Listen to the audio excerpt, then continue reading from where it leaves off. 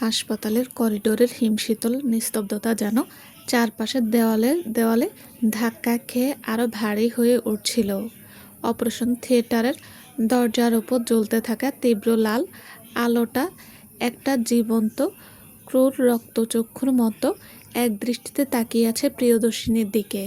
সময় যেন এখানে এসে সম্পূর্ণ থমকে গেছে।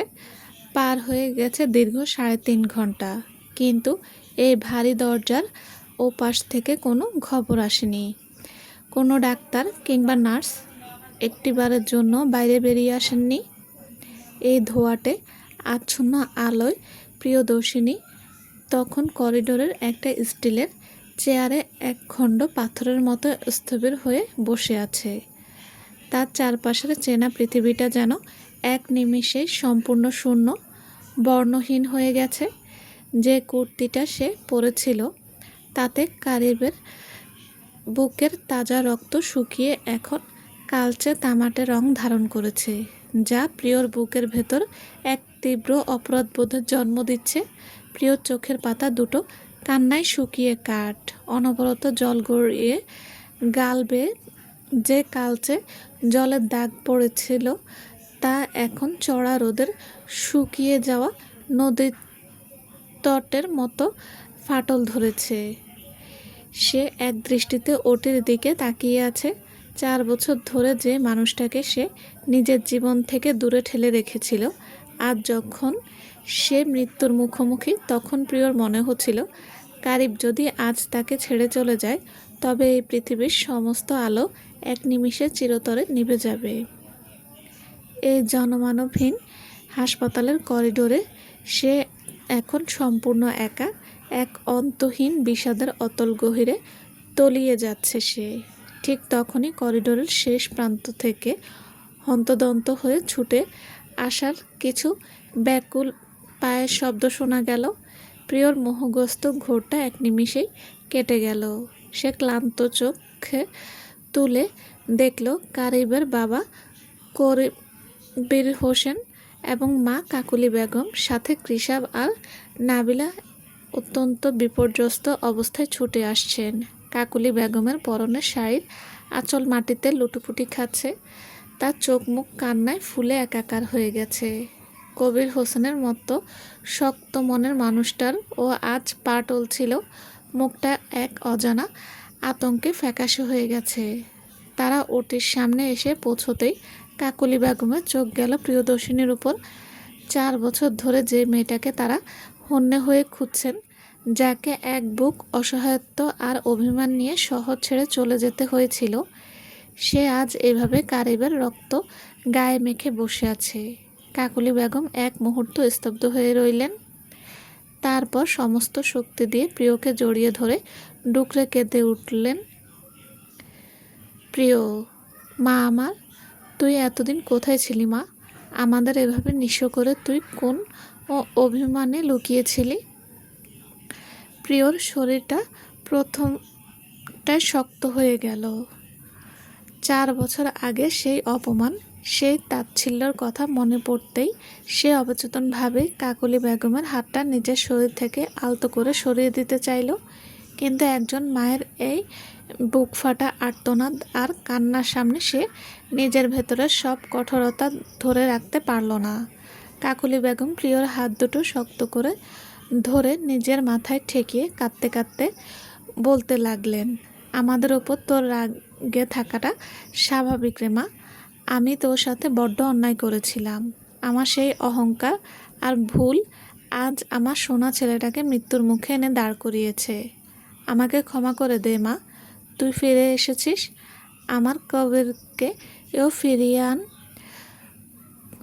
কবির হোসেন প্রিয়র মাথায় কাঁপা কাঁপা হাতটা রেখে চোখ দিয়ে নীরবে জল ফেললেন। তিনি ধরা গলায় বললেন, আমাদের মাফ করে দিস মা। আমরা বড্ড অপরাধী তোর কাছে।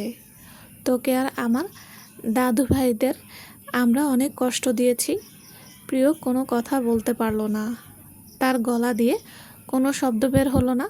কাকুলি বেগম আর কবির হোসেন যখন কৃষবের দিকে তাকিয়ে ব্যাকুল হয়ে জিজ্ঞেস করলেন, তোরা প্রিয়কে কোথায় পেলি? কারিবের এই অবস্থা কে করলো?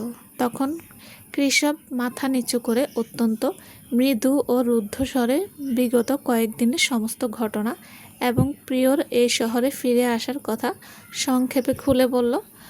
সব কথা শোনার পর কাকুলি বেগম ওটির দরজার কপালে ঠুকে বিলাপ করতে করতে বলতে লাগলেন, কারিব, তুই এই 4টে বছর প্রতিটা দিন প্রিয় আর বাচ্চাদের নাম নিয়ে কিভাবে তিলে তিলে পুড়েছিস তা তো আমি জানি রে বাবা।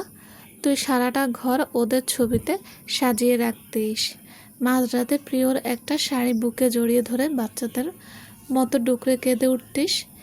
তুই তো ওদের একটুখানি দেখার জন্য, বাচ্চাদের বুকে টেনে নেওয়ার জন্য পাগল হয়ে গেছলি রে বাবা। আমাদের সাথেও ঠিকমতো কথা বলিসনি এতদিন। আর যখন ওরা তোর এত কাছে এলো তখন তুই এভাবে আমাদের সবাইকে ছেড়ে চলে যাচ্ছিস। কাকলি বেগমের এই প্রতিটি কথা তীরের মতো প্রিয়র বুকে এসে বিঁধল। সে নিজেকে যতটা শক্ত ভাবছিল ভেতর থেকে আসলে ততটাই ভেঙে চুরমার হয়ে গেল। কারিব তবে এই 4 বছর এক মুহূর্তের জন্য তাকে ভোলেনি। সেও তবে এই দীর্ঘ সময় নরক যন্ত্রণার মধ্যে দিয়ে গেছে। কবির হোসেন নিজের চোখের জল মুছে প্রিয়র দিকে তাকিয়ে পরম মমতায় জিজ্ঞেস করলেন, আমার কাশিফ আর কিয়ারা দাদুভাই কোথায় রে মা? আমার দাদুভাইরা কেমন আছে? ওদের খুব দেখতে ইচ্ছে করছে। প্রিয় ওটির দিকে তাকিয়ে ভাঙা গলায় কোনো মতে বলল, ওরা আসছে, ভাইয়া ওদের নিয়ে আসছে। এদিকে প্রিয়দের অফিসের সেই আন্ডারগ্রাউন্ড পার্কিং লটে তখন পুলিশের সাইরেন্সের শব্দে চারপাশ থমথম করছে। নাফিস আর ব্যান্ডেজ করা হাত নিয়ে রাফি পুলিশ অফিসারদের সাথে নিয়ে ঠিক সেই জায়গায় এসে দাঁড়ালো যেখানে কারিবের ওপর এই নৃশংস হামলা হয়েছিল।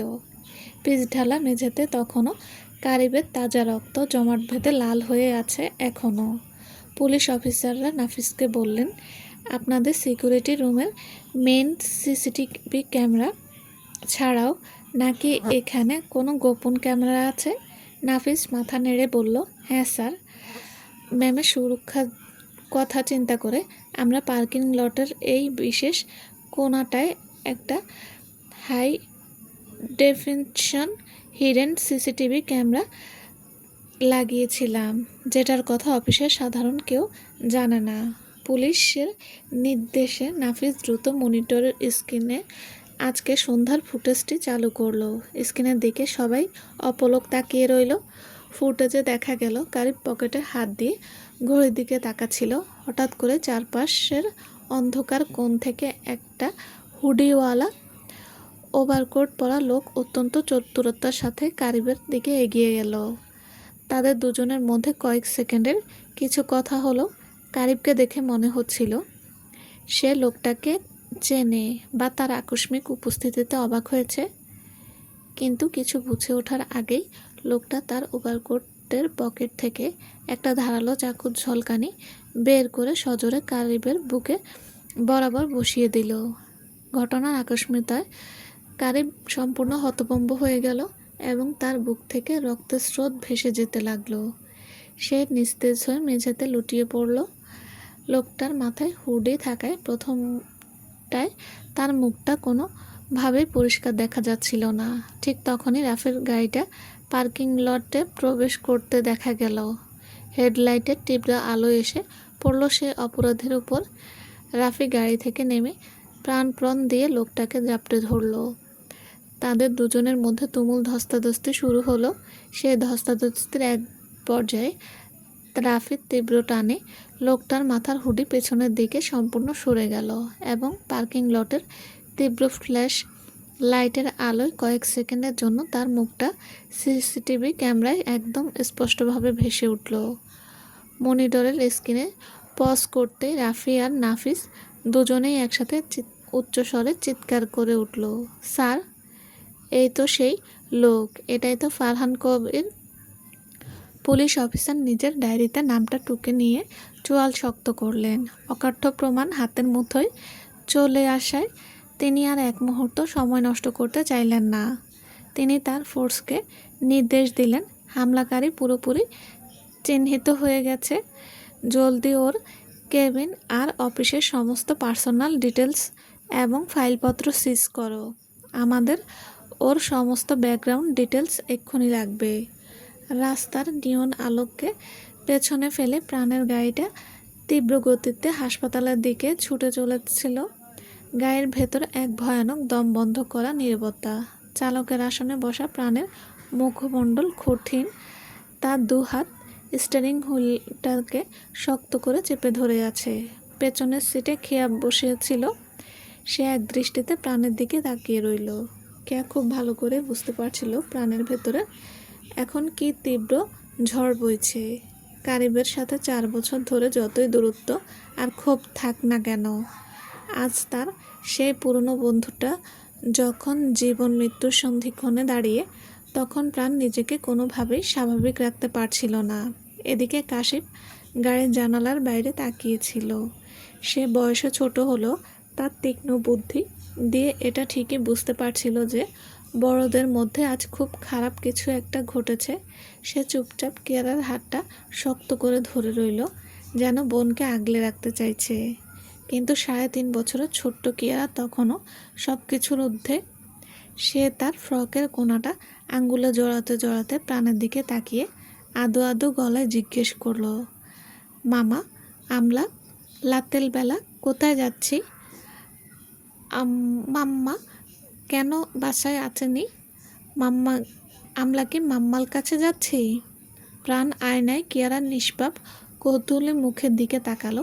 তার বুকটা এক অজানা আশঙ্কায় ভেঙে আসছিল। সে আসল সত্যটা আড়াল করে নিজের গলা একটু স্বাভাবিক করার চেষ্টা করে বলল, হ্যাঁ কিয়ারা সোনা, আমরা তোমার মাম্মার কাছে যাচ্ছি। মাম্মার অফিসে আজ একটু বেশি কাজ পড়ে গেছে তো, তাই মাম্মা আমাদের সবাইকে ডেকেছে একসাথে ডিনার করার জন্য। তুমি মাম্মার কাছে যাবে না? কিয়ারা খুশি হয়ে হাততালি দিয়ে বলল, ইয়ে, আমি মাম্মাকে অনেকগুলো সুন্দর সুন্দর গল্প বলবো আজকে। তুমি আমাকে চকলেট কিনে দেবে তো মাম্মা? কিয়ারার এই সরলতা যেন প্রাণের বুকের আরও বেশি করে শেল বিচ্ছিল। সে অ্যাক্সিলারেটরে চাপ বাড়িয়ে দিল। প্রাণের কাছে মনে হচ্ছিল আজকের এই চিরচেনা রাস্তাটা যেন কিছুতেই শেষ হতে চাইছে না। হাসপাতাল যেন 1000 মাইল দূরে দাঁড়িয়ে আছে। অফিসের পার্সোনাল ফাইল এবং ডেটাবেস ঘেটে পুলিশ অফিসাররা ফারহান কবিরের সমস্ত কুৎসিত অতীত বের করে আনলেন। নথিপত্র দেখে পুলিশ অফিসারের চোখ কপালে উঠল। তারা জানতে পারল ফারহান কোনো সাধারণ ব্যাকগ্রাউন্ডের ছেলে নয়। সে আসলে একজন দাগী ও জেলফেরত আসামি। এর আগেও অবৈধ মদ্যপান, জুয়া খেলা, মারামারি এবং একাধিক নারী ঘটিত কেলেঙ্কারির কারণে সে বহুবার জেলে খেটেছে। সবচেয়ে আশ্চর্যের বিষয় হলো, জেল থেকে বের হওয়ার পর কোনো প্রকার বৈধ আয়ের উৎস ছাড়াই সে হুট করেই এফকে কোম্পানির মতো একটা বড় ডেকোরেশন ফার্ম দাঁড় করিয়ে ফেলেছে। পুলিশ অফিসার টেবিলে চাপড়ে ক্ষোভের সাথে বললেন, একটা জেলফেরত জুয়ারি কাছে এত টাকা হুট করে আকাশ থেকে পড়তে পারে না। এটা অত্যন্ত পরিষ্কার যে এই পুরো দাবার গুটির পেছনে অন্য কোনো বড় মাথার হাত রয়েছে, যে ওকে অর্থ আর ক্ষমতার যোগান দিয়ে এই পর্যন্ত এনেছে এবং এই খুনের চেষ্টায় উস্কানি দিয়েছে। তদন্তকারী অফিসার ফারহানের কল রেকর্ডস এবং মোবাইল টাওয়ার লোকেশন অ্যানালাইসিস করার নির্দেশ দিলেন। কিছুক্ষণের মধ্যেই টেকনিক্যাল টিম রিপোর্ট নিয়ে এলো। দেখা গেল বিগত 3 বছরে ফারহানের ফোনে এক নির্দিষ্ট নম্বর থেকে হাজার হাজার বার কল এসেছে এবং সেই নম্বরের মালিকের সাথে তার দীর্ঘ সময় ধরে কথা হয়েছে। অফিসার বললেন, সব কিছুই পরিষ্কার হয়ে যাবে, শুধু এই ফারহানকে একবার আমাদের জালে পুড়তে পারলে।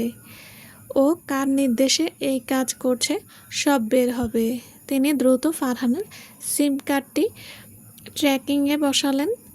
মাত্র কয়েক মিনিটের মাথায় ফারহানের সর্বশেষ লাইভ লোকেশন স্ক্রিনে ভেসে উঠল। অফিসার স্ক্রিনের দিকে তাকিয়ে তার টিমকে বললেন, লোকেশন ট্র্যাক হয়েছে। ও শহরের সেই আন্ডারগ্রাউন্ড নাইট ক্লাবটায় আর এরিয়াতে আছে। ফোর্স রেডি করো। আমাদের এক্ষুনি ওখানে রেড দিতে হবে, যাতে ও শহর ছেড়ে পালাতে না পারে। প্রাণ যখন তার পুরো পরিবারকে নিয়ে হাসপাতালের 3 তলায় আর ওটির সামনে এসে পৌঁছালো, তখন সেখানকার বাতাস যেন এক অবর্ণীয় কান্নায় ভারী হয়ে আছে। প্রাণ করিডোরে পা রাখতেই দেখতে পেল প্রিয়দর্শিনী চেয়ারে মাথা হেলিয়ে প্রায় অর্ধ অচেতন অবস্থায় বসে আছে। তার চোখ দুটো আদো বোঝা, যেন সে এই পৃথিবীর কোনো স্পন্দন টের পাচ্ছে না। প্রাণকে দেখা মাত্রই কবির হোসেন আর নিজেকে ধরে রাখতে পারলেন না। তিনি ছুটে গিয়ে প্রাণকে শক্ত করে জড়িয়ে ধরে বাচ্চাদের মতো টুকরে কেঁদে উঠলেন। প্রাণ, তুমি এসেছো? আমার ছেলেটাকে এসে দেখে যাও বাবা, ও যে আমাদের সবাইকে ছেড়ে চলে যাচ্ছে। তুমি তো ওর ভাই ছিলে, ওকে একটু ডাকো না বাবা। প্রাণ এত বছর ধরে কারিবের পরিবারের ওপর মনে মনে যে রাগ আর অভিমান পুষে রেখেছিল, এই জরা জীর্ণ বৃদ্ধ বাবার কান্না আর বন্ধুর এই মরণাপন্ন অবস্থা দেখে তার সমস্ত ক্ষোভ এক নিমেষেই শান্ত হয়ে গেল। তার মনটা এক অদ্ভুত মায়ায় নরম হয়ে গেল।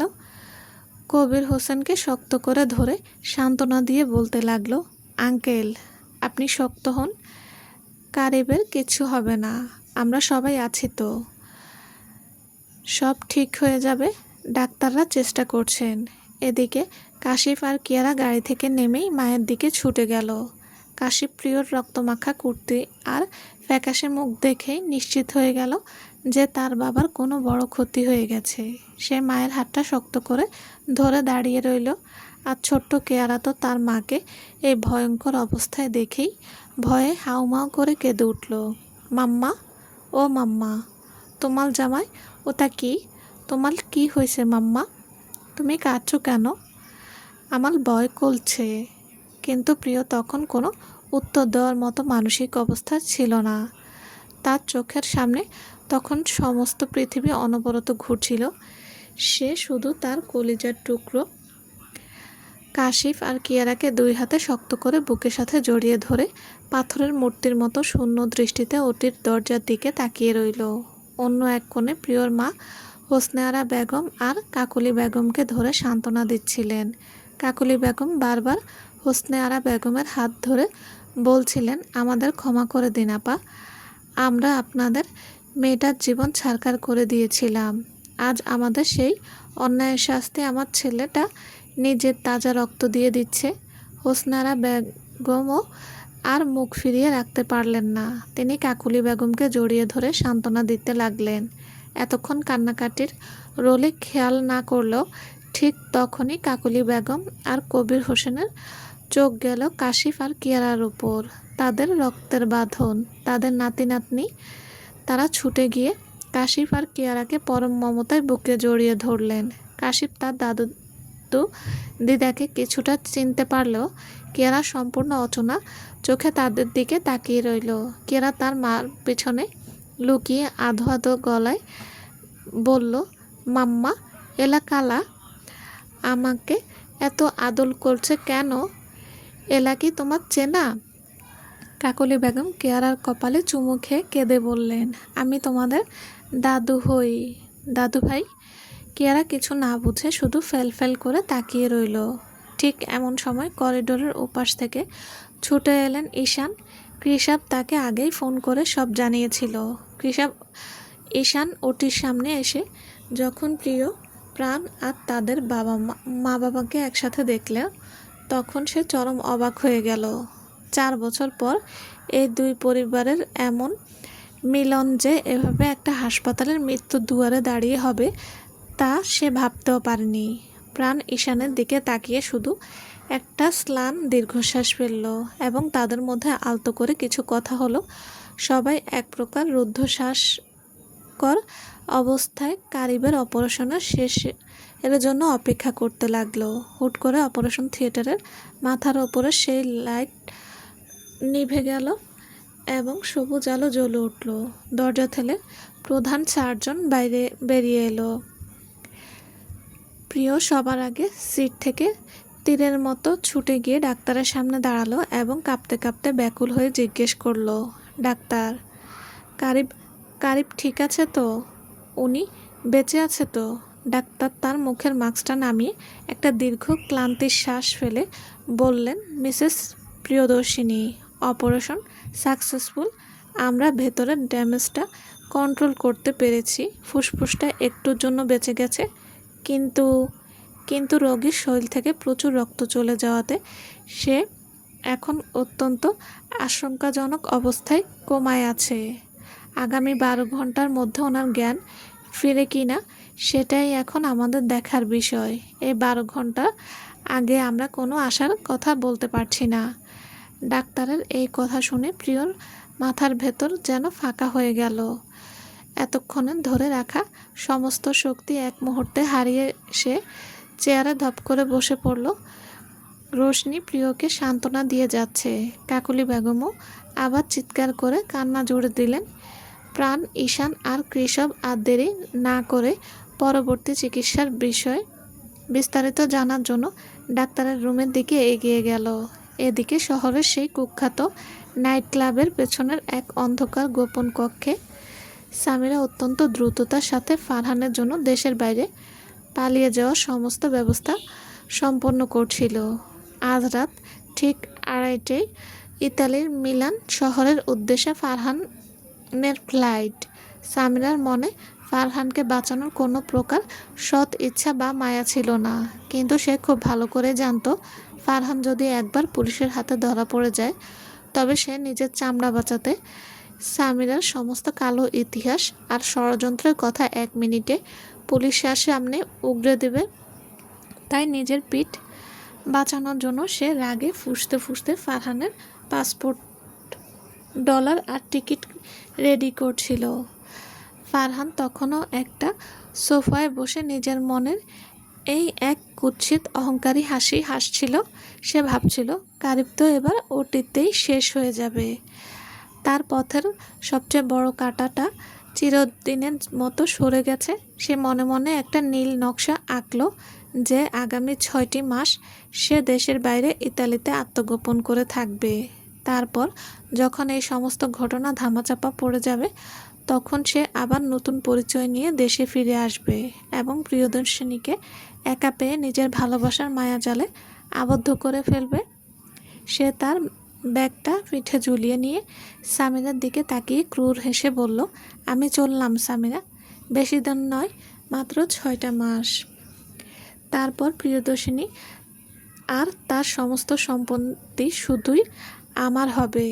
কারিবকে তো দুনিয়া থেকে সরিয়ে দিলাম।